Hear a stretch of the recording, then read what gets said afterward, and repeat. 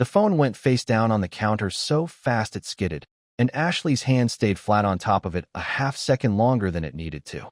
"Wrong number," she said, before I'd asked anything. I hadn't asked anything. I stood in the doorway of our kitchen with my work boots still on, dropping grit onto the tile Ashley was always after me about, and I watched her exhale like she'd just set something heavy down.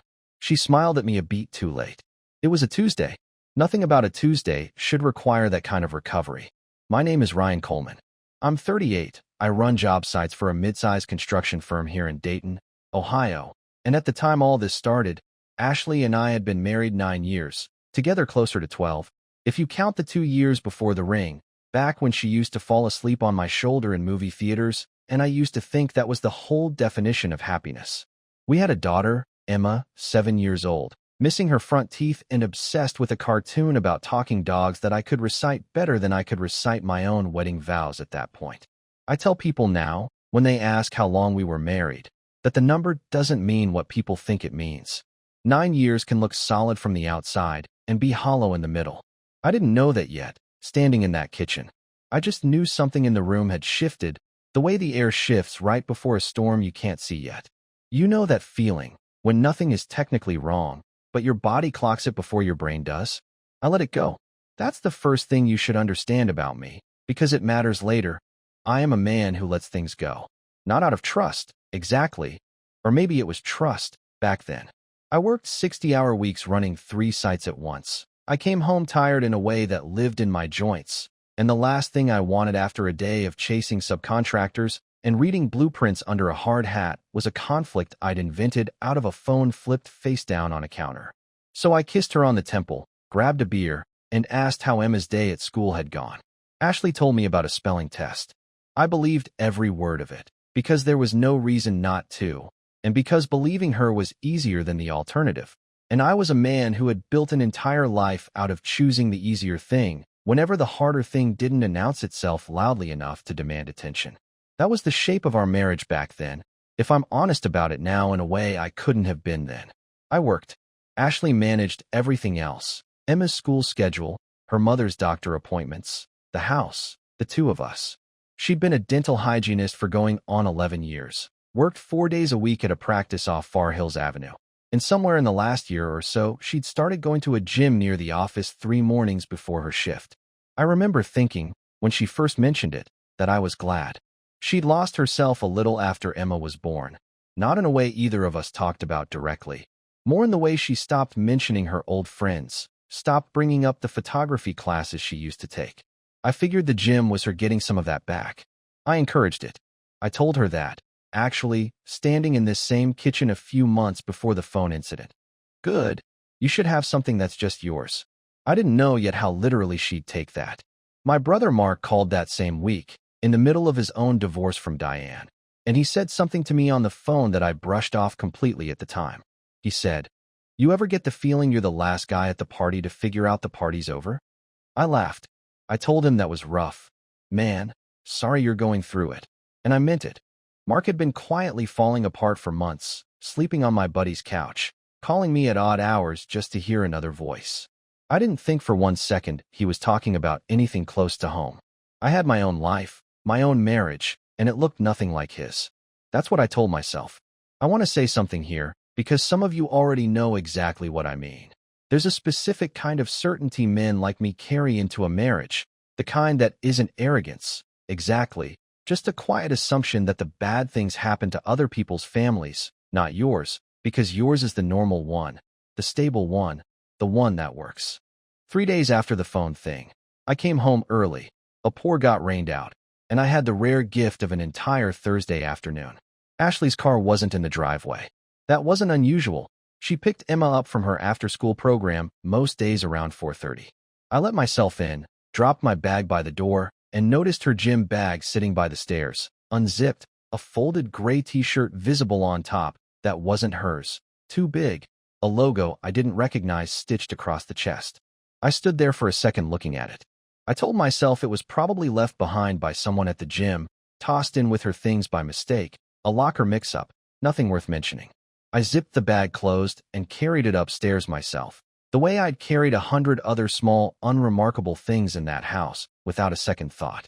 I wish I could tell you I opened it back up. I wish I could tell you some instinct in me screamed loud enough to make me look closer. It didn't. Not that day. But I'd remember that shirt 3 weeks later, in a context I couldn't have imagined standing in that hallway. And by then, it would already be too late to unknow what it meant. Life kept moving the way it does when you're not looking for cracks in it. Mornings in our house had a rhythm I could have run in my sleep. Ashley up at 5:40 for the gym, back by 7 smelling like a shower, and something floral I didn't recognize but didn't question, Emma's cereal bowl clattering onto the table, me gone by 7:30 to whichever site needed me most. Ashley handled the school forms, the pediatrician, her mother Carol's mounting list of small emergencies, a leaking faucet, a doctor's appointment she needed a ride to, a garden bed that needed turning before the frost. Carol lived 20 minutes away, alone since her husband passed 4 years back, and Ashley had become, over time, the daughter who managed her mother's whole life. I never thought twice about the hours that ate up. It seemed like exactly the kind of thing a good daughter did. I want to pause on something here, because it matters for what comes later. Ashley had always been a planner, the kind of person who kept a paper calendar even though her phone could do the same job, color-coded, everything accounted for. That habit, that need to have every hour explained and justified, used to just look like organization to me. I didn't yet understand it as something else. A woman managing a secret needs her real life to look airtight. The alibi has to be better than the truth, because the truth can't survive daylight. The first sign, if I'm being honest about it now, wasn't even about Ashley.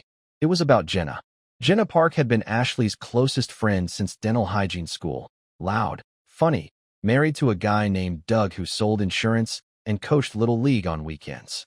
Jenna and Ashley talked most days, texted constantly, did a standing Sunday coffee that had survived pregnancies and moves and everything else. So it struck me, that Thursday when Ashley came home from what she said was coffee with Jenna, that Jenna had actually texted our house phone, an old habit of hers, calling the landline when she couldn't reach a cell, looking for Ashley 20 minutes after Ashley walked in the door. Hey, is Ash back yet? She left her sunglasses in my car Sunday. Tell her I've got them. I told Jenna sure, I'd let Ashley know, and hung up thinking nothing of it. It wasn't until later, days later, that the timing snagged somewhere in the back of my mind. If Ashley had just come from coffee with Jenna, why was Jenna asking if she was back yet, like she hadn't seen her at all that day? I mentioned it to Ashley in passing, not as an accusation, just conversation. Jenna called the house, said she has your sunglasses from Sunday. Ashley didn't miss a beat. Oh, right, we didn't end up doing coffee today. She had a thing with the kids. I just meant I was out running errands. She said it while unloading the dishwasher, hands moving the whole time, not looking at me once. I believed her. I want to be honest about that, because it's easy now, knowing everything I know, to make myself sound sharper than I was. I wasn't sharp. I was tired and busy, and I loved my wife. And when your wife tells you something in a normal voice while putting away plates, you don't run it through an interrogation. You just nod and ask if there's coffee left. That was sign number 1, though I didn't know to count it as one yet. A small inconsistency, easily explained, easily forgotten. If you've ever looked back at a moment months later and realized you'd been handed a piece of the truth and set it down without unwrapping it, you know exactly the kind of forgetting I mean. Around the same time, Mark's divorce from Diane finalized, and he started coming around more, Sunday dinners, sometimes just showing up with a six-pack and sitting on our porch until it got dark. Ashley was kind to him in a way that surprised me a little, patient with his bitterness, careful with what she said about Diane even when Mark wanted her to pile on. I remember thinking she was better at that than I was. I didn't think much else about it, except once, in October, when Mark made an offhand comment that stuck with me longer than it should have. "You're lucky," he said, watching Ashley through the window as she helped Emma with homework at the kitchen table. "You've got something real." "I know," I said. "No," he said, turning to look at me, something in his face I couldn't place at the time. "I mean it. Don't be like me. Don't wait until you're the last one to see it." I told him he was just raw from the divorce, seeing ghosts everywhere. He didn't argue with me. He just went quiet and drank the rest of his beer looking out at nothing. I didn't know then that Mark had run into Ashley's car. Hers, unmistakably. The dent in the rear bumper from Emma's fender bender the year before. parked outside a gym on the north side of town, nowhere near her usual location off Far Hills.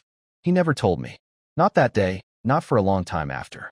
I found that out much later, and when I did, I understood exactly what that Sunday porch conversation had actually been, my own brother trying to warn me, in the only clumsy, sideways way he had the courage to try. Some of you already know how this works. The people who suspect something rarely just say it outright. They circle it.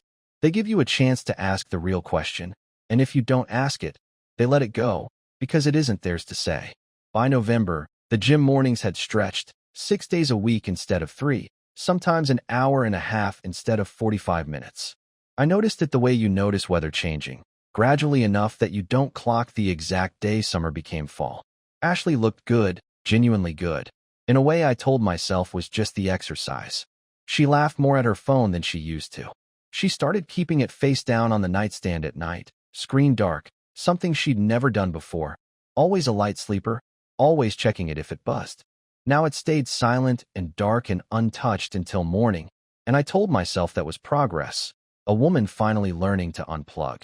I had no idea I was watching a woman getting careful. The Thursday before Thanksgiving, I found the gray t-shirt again, not in her gym bag this time, but folded at the bottom of the hamper, mixed in with towels, like it had been worn and needed washing along with everything else, like it belonged there. I almost asked her about it. I actually opened my mouth to ask her about it, standing in the laundry room with it in my hands. Emma called down the stairs just then, needing help with a math worksheet, and by the time I came back downstairs 20 minutes later, the shirt was gone, washed, folded, put wherever things like that get put in a house that isn't yours to search. I didn't think about it again for almost 3 weeks. I should have, because the next time I saw that shirt, I wasn't going to be able to look away from what it meant. By December, I'd started noticing things the way you notice a smell in a house that you can't place. Faint, persistent, gone the moment you try to point at it directly. Ashley started taking calls in the garage.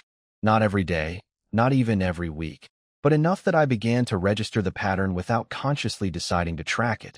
The phone would buzz, she'd glance at the screen, and a minute later, she'd be pulling on a jacket, saying something about needing air, and the garage door would click shut behind her. I could hear her voice through the wall sometimes, muffled, low, laughing in that particular register people use with someone they like. Not the same laugh she used with me, not the same laugh she used with Jenna. A different laugh. I didn't have a name for what that meant yet. I just knew I'd cataloged it, the way you catalog anything that doesn't quite fit. I asked her about it once, casually, over dinner. Who do you keep talking to out there? Work stuff, she said. Dr. Reyes wants me handling some of the scheduling calls since Patty went on leave. She said it easily, forked a piece of chicken, didn't look up. It was a good answer.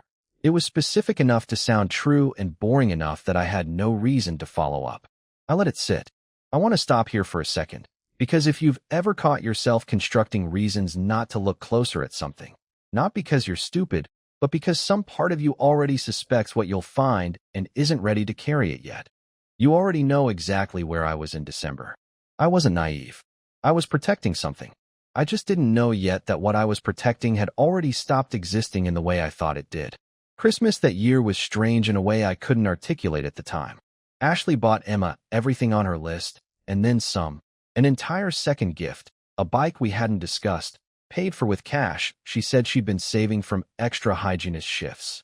I remember being pleasantly surprised and slightly confused, the math not quite adding up in my head, and then setting the confusion down because it was Christmas and Emma's face when she saw that bike erased every other thought I had. Carol, Ashley's mother, came over Christmas Eve, and at one point, half a glass of wine into the evening, she said something to me in the kitchen while Ashley was upstairs putting Emma to bed. She's been so much happier this year, Carol said, drying a dish, not looking at me directly. I don't know what's different, but I like it. I said I liked it too. I meant it. I didn't ask the question underneath Carol's comment.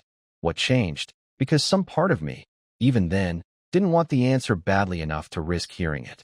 In January, the gym schedule shifted again. Ashley started going in the evenings sometimes too, after Emma was in bed, telling me she needed to reset after a long day at the practice. I offered to come with her once.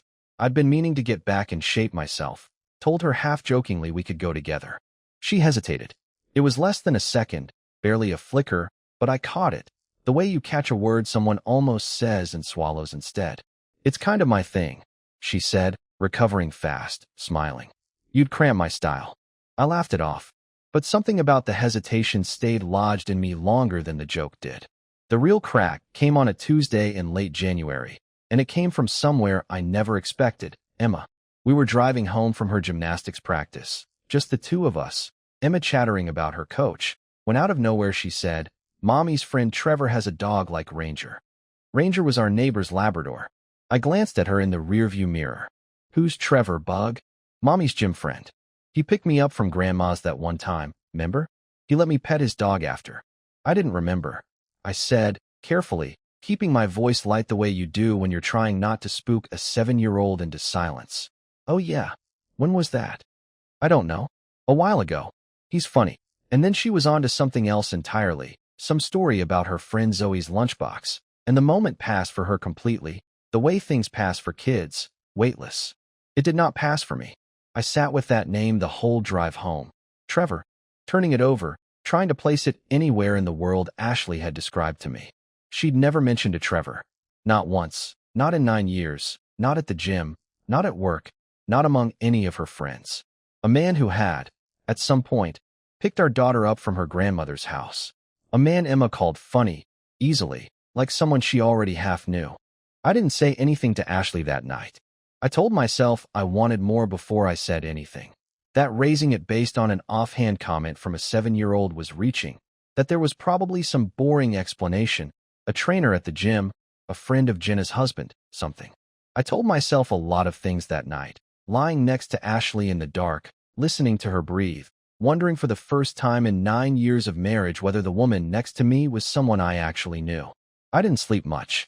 Around 2 in the morning, Ashley's phone buzzed once on the nightstand, face down, silent otherwise, and I watched her hand move in her sleep, reflexive, and press it flatter against the wood, like some part of her stayed vigilant, even unconscious.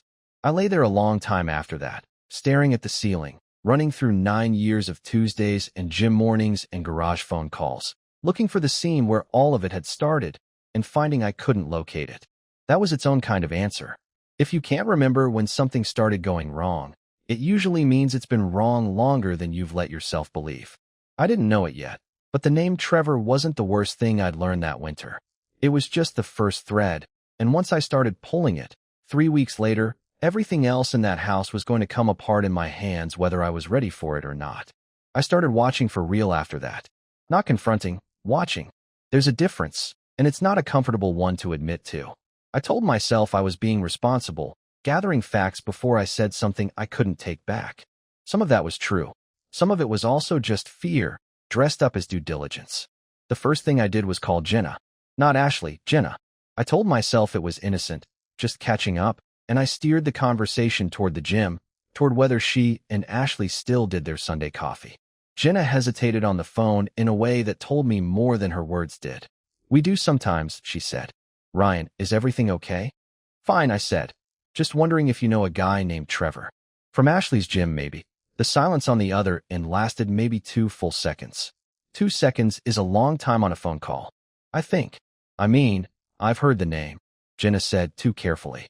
"You'd have to ask Ash."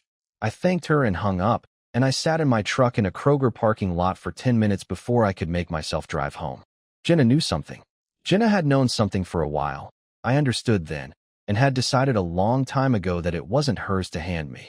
I wasn't angry at her, not really. I understood, even in that moment, the position loyalty puts a person in.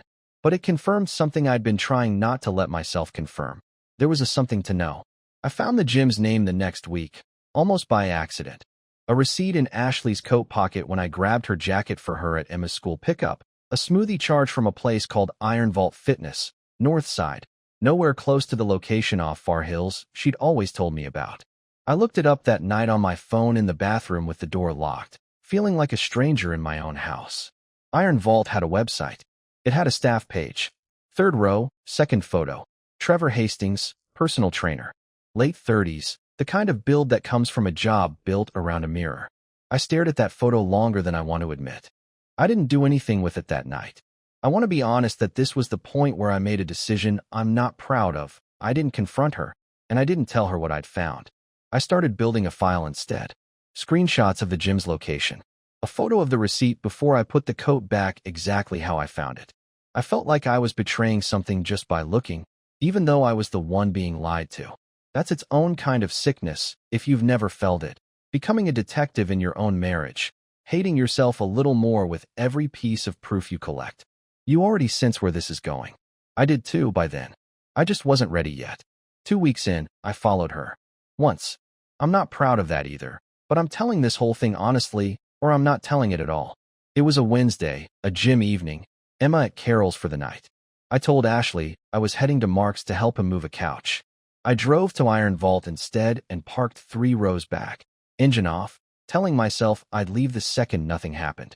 Something happened. She came out at 8:40, gym bag over one shoulder, and Trevor Hastings came out 4 minutes behind her, glancing around the lot in a way that told me exactly how practiced this was. She didn't get in her car. She got into his, a black Tahoe, passenger side, easy, like she'd done it 100 times, no hesitation in the movement at all. I watched them sit there a long minute before the Tahoe pulled out, not toward my street, not toward anywhere I recognized, and I sat in my truck with my hands on the wheel and didn't follow. I couldn't make myself. I told myself I'd seen enough. The truth is I was afraid of seeing more.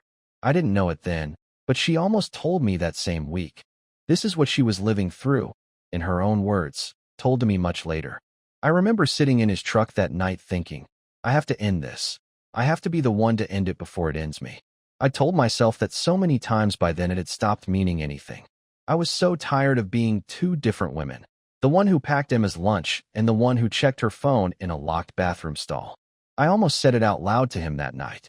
I opened my mouth to say we needed to stop, and instead I asked if he wanted to get food first. I hated myself the whole drive. I told myself it was the last time. I'd been telling myself that for months. That's what she told me, long after it mattered. I knew none of it yet, sitting in my truck 3 cars back, watching taillights disappear. The following Monday, I made a mistake that could have blown up everything I'd been quietly building. Mark called, and something in his voice, guilt, maybe, finally breaking loose, made him say it outright. I saw her car outside that gym on the north side back in October. I should have said something. I didn't know how. I didn't yell at him. I sat very still on the phone and asked him why he hadn't told me sooner. And he said the thing that's haunted me since. Because I didn't want to be the guy who blows up someone else's marriage over something I wasn't sure of. I know how that feels from the other side now. I understood that. I hated that I understood it. That same week, a red herring nearly sent the whole thing sideways. Carol called me, upset, saying Ashley had missed picking up Emma from her house on time twice that month, and I let myself wonder, briefly, cruelly, whether Carol herself was covering for something, whether the whole family had known and said nothing. It wasn't true. Carol didn't know anything. She was just an old woman worried about her granddaughter's routine being disrupted, and I felt ashamed for suspecting her, even for an afternoon. By the last week of February, I had a folder on my phone, a receipt, a gym schedule, a photo of a black Tahoe, a staff page with a name and a face. What I didn't have yet was a plan for what I'd do with any of it. I told myself I needed one more piece, something undeniable, before I said a word. I didn't know, driving home that Friday with Emma singing along to the radio in the back seat, that I wasn't going to be the one who found that final piece. Ashley was. And by Sunday night, the whole thing was going to come apart in a way neither of us saw coming. Not through anything I'd gathered, but through a single, careless mistake that had nothing to do with me at all.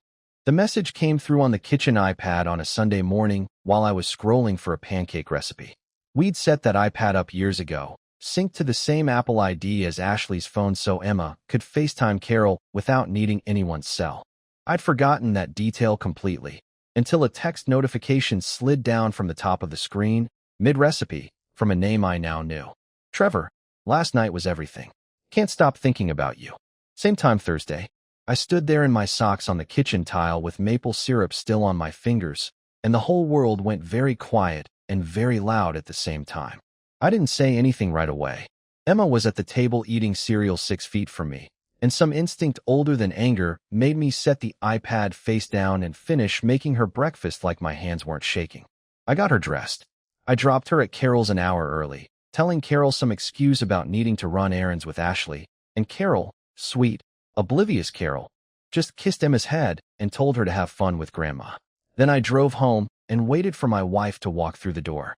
She came in around noon, gym bag over her shoulder, the same easy walk she always had, and she got about 4 steps into the kitchen before she saw my face and stopped.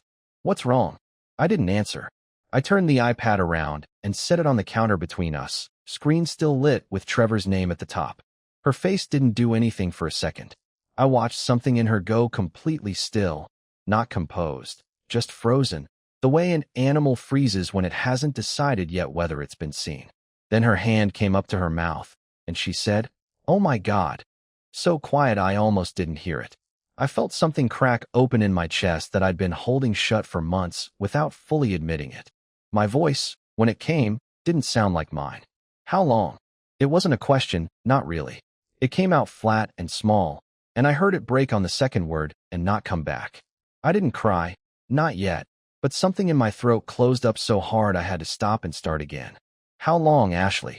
She started crying before she started talking, both hands over her face now, and the words came out broken and overlapping, none of it in order. "I'm so sorry, Ryan. I'm so sorry, I never meant. It wasn't supposed to." "How long?" "Since August," she said, and her voice cracked apart on the word. "It started in August. At the gym." "It wasn't. I didn't go looking for it. I swear to God I didn't go looking for it. It just—" "Trevor Hastings." I said the name like it was something foreign in my mouth. "I know his name. I know what gym. I know about the Tahoe. I know he picked up my daughter." Her face went white. "You knew?" "I've known pieces for months," I said, and something in me wanted her to understand exactly how long I'd been carrying this alone, piecing it together in bathrooms and parking lots while she smiled at me over dinner. I just didn't have all of it. Until an hour ago. She sat down at the kitchen table like her legs had given out, and for a long moment neither of us said anything. I stood there looking at her, at the woman I had built 9 years with, watched sleep, watched hold our daughter for the first time in a hospital room in this same town, and I felt something I can only describe as vertigo, like the floor of my whole life had quietly been removed months ago, and I was only now finding out I'd been standing on nothing. "Talk," I said. "All of it. I want all of it. Right now, or I swear to God I am walking out that door and you will never get another chance to say any of it to my face." She wiped her face with the back of her hand, and when she spoke again, it came out in a rush, like something that had been dammed up for months and finally found the crack. She finally spoke. This is what she told me. It started so small I didn't even think of it as anything. He was just my trainer. He noticed things, noticed when I was tired, when something was wrong, in a way that felt like being seen for the first time in years. I don't even remember deciding anything. One day we were just talking too long after a session, and then we were texting, and then in August he kissed me in the parking lot, and I let him, and I told myself that was the end of it, that I'd stop there. I didn't stop there. I kept telling myself one more time, and every time I meant it. I hated myself every single drive home. "I still love you, Ryan. I never stopped loving you. I don't even understand how both of those things were true at once, but they were. I'm not asking you to forgive it. I just need you to know it was never about you not being enough. It was about me, something broken in me I never fixed, and I let it wreck the only thing that actually mattered." That's what she told me. I sat with all of it, and something in me had already decided before she finished the last sentence. I didn't yell. I want people to understand that, because I think part of me expected some explosion I could point to later as the moment everything ended. It didn't happen that way. What happened instead was quieter and somehow worse. My voice went flat and steady, and I heard myself say things I'd never planned to say, each one landing with more weight than a shout ever could have. 9 years, I said. Emma's whole life. You had him pick her up from your mother's house. My voice cracked on that one, just barely, before it went flat again. That's the part one don't think I'll ever get past. Not the gym, not the texts, that you let that man near our daughter. It was one time, Ryan. I panicked. Carol had a doctor's appointment, and I didn't have anyone else and I. Stop. I held up a hand. I don't want the explanation for that part. There isn't one. She reached for my hand across the table, and I pulled it back before she touched it. Not violently, just final. The way you close a door you've already decided not to walk back through. I need you to hear me, she said. Please. Whatever this looks like right now, I want to fix it. I'll do anything. I looked at her for a long moment. Somewhere in that silence, I understood something I hadn't let myself understand yet. That the marriage I thought I'd been protecting all those months of quiet gathering and careful watching had already ended, months ago, somewhere in a gym parking lot in August, and I had just been the last one to find out. There's nothing to fix, I said finally, standing up. I'm not staying to watch you try. I didn't know it yet, walking upstairs to start pulling my clothes from the closet, exactly what the next few months would cost either of us. But I already knew, with a certainty that surprised me by how calm it felt, that I wasn't going to be the one who paid for this the longest. I moved into a corporate rental off Wilmington Pike 2 days later, and I never spent another night under that roof. The next 6 months moved faster than I expected, in the compressed, efficient way that big life changes do once the decision is actually made. I filed for divorce within the month. Ashley didn't contest custody arrangements the way I'd braced for. We settled on joint custody with Emma's primary residence with me during the school week, a decision Ashley agreed to almost without argument, something in her that I think finally understood what she'd put at risk. The house sold in October. I kept the truck and the tools and what was left of my savings. She kept considerably less than she would have if she'd fought harder, because in Ohio, infidelity doesn't always move a courtroom, but a paper trail of gym receipts and a signed statement from a trainer who wanted no part of the mess certainly moved the settlement conversation in my favor. Trevor Hastings lost his job at Iron Vault by spring, not because of any grand justice, just an unglamorous, practical one.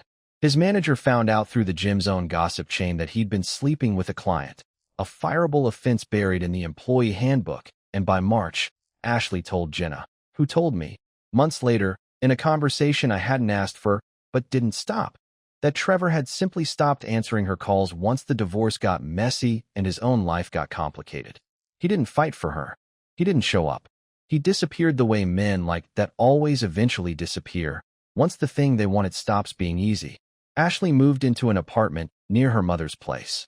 Carol, when she finally learned the truth, and I made sure, gently but clearly, that she did, stopped covering for her daughter's schedule entirely, and something between them cooled in a way I know weighed on Ashley more than almost anything else that happened that year. She'd built her whole sense of herself around being the good daughter, the reliable one, and losing that mattered to her more than losing Trevor ever did. There's a moment I keep coming back to, from March, that I think says more than any of the paperwork. I went to pick up Emma from Ashley's new apartment, small, a little bare, boxes still half unpacked in the corner months after the move, and Ashley walked me to the door afterward and said, quietly, I keep thinking if I could just explain it right, you'd understand. I told her I did understand it. I understood it completely. That was never the problem. Understanding why someone breaks something doesn't put it back together. I want to stop the story itself here, before I tell you what came after, because I think that's the real ending. Not a scene, just a fact. By summer, Emma and I had settled into a rhythm in a small rental house 3 streets from her old elementary school. I made her breakfast every morning. I coached her soccer team on Saturdays, badly, but she didn't seem to mind. I slept 8 hours a night for the first time in over a year, and I hadn't realized, until it came back, how long I'd been running on less than that. The tension I'd carried for months, the kind I'd stopped noticing because it never left, was simply gone one morning, the way weather clears without announcing itself. I hadn't told anyone I'd forgiven myself for not seeing it sooner. I just noticed, one Tuesday in June, that I finally had. I wasn't the same man who'd stood frozen in that kitchen with syrup on his fingers. I was steadier, quieter maybe, but more myself than I'd been in longer than I wanted to admit. That's my story. A gray t-shirt in a laundry basket, a receipt from a gym on the wrong side of town, a name a 7-year-old said in the back seat of a car like it was nothing at all. I've had some time to sit with all of it since, and a few things stayed with me. There was the shirt in the hamper, the first real evidence, sitting in my own hands, months before I let myself understand what it meant. That taught me something about the cost of choosing comfort over clarity. There was Mark's warning on the porch that I laughed off, which taught me that the people who love you sometimes try to tell you the truth sideways, because they're afraid of being wrong or afraid of being right. And there was the drive home after following her that one night, sitting in my truck too afraid to see more.